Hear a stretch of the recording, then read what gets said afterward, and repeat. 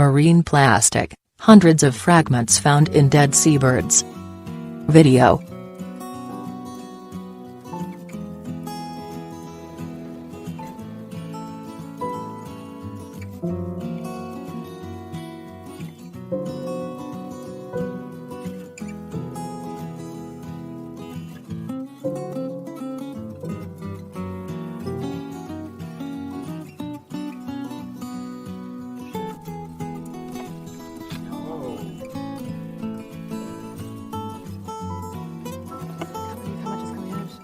Just doesn't stop. We know that wildlife is threatened with so many challenges, habitat loss to poaching to all sorts of things that I've been learning about in my career, and it's probably the hardest thing I've seen with my own eyes. That's not even the biggest piece, but look at that. I can easily perforate. Look at that.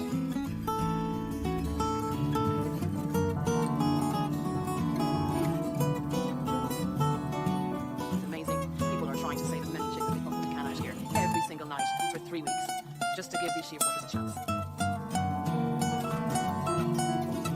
Plastic attracts, it diverts your chemicals, it basically acts like a little toxic bullet. The critical question is, how much plastic is too much? Is it 1 piece, 5? We need to figure that out, because that's really common across a range of species.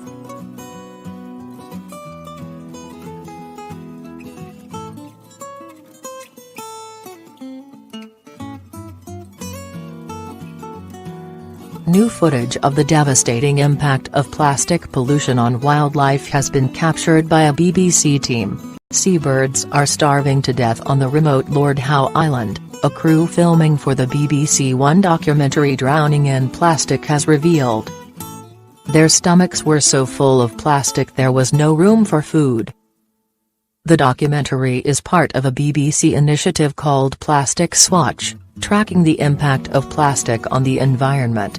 The marine biologists the team filmed are working on the island to save the birds.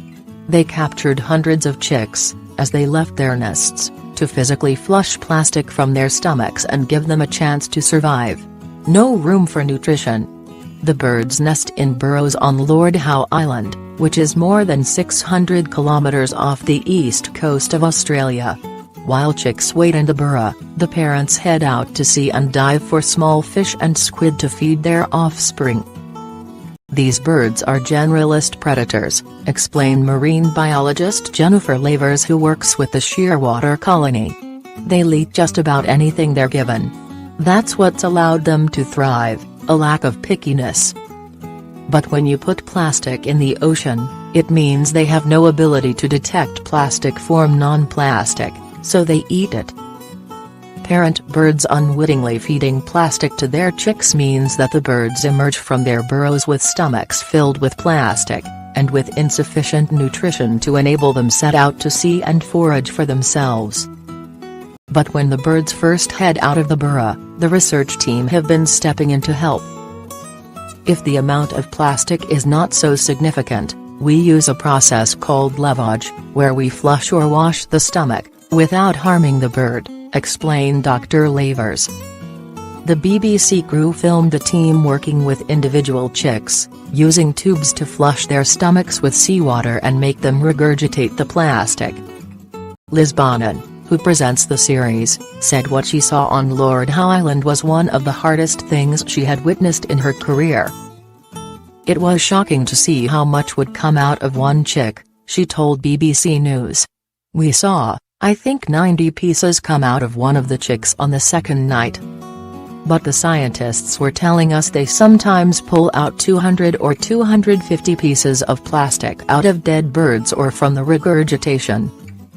It's obscene when you think about it.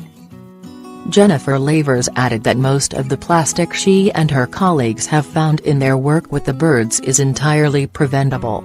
We find plastic clothes pegs, plastic toothbrushes. Those could easily be swapped out for other materials, aluminium or wood. My own toothbrush is made of bamboo. When we look at changes like that and scale them up across the entire human population, it could really make a difference. I so look forward to a future where I'm not pulling clothes pegs out of the bellies of baby birds. That would be brilliant. Follow Victoria on Twitter.